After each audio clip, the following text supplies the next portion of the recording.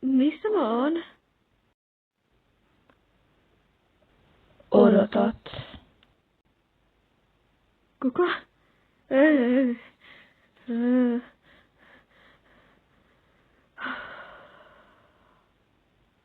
Miksi mun on aina painajaisia?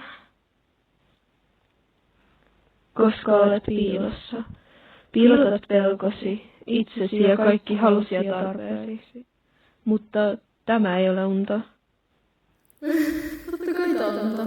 Mulla on tällaisia painajaisia koko ajan. Nytkö päästään mut heräämään? En voi. Nyt odota hetki. Et sä ehkä herää tällä kertaa.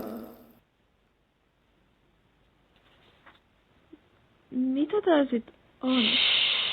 Sinun täytyy rentoutua.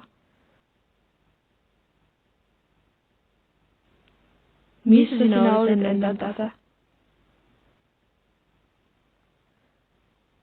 En muista.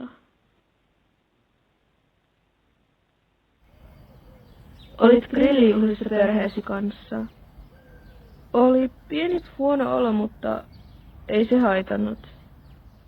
Mutta se paheni ja lopulta huimasi ja näkymätön vasara puhkaisi pääsi oikealta puolelta.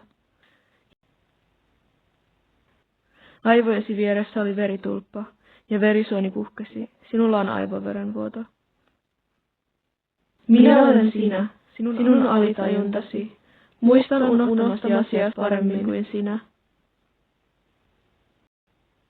Ja nyt sinä kuolet.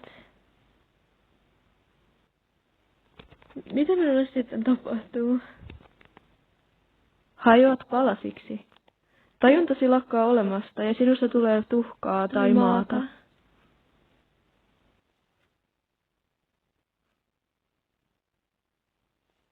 Heippa sitten.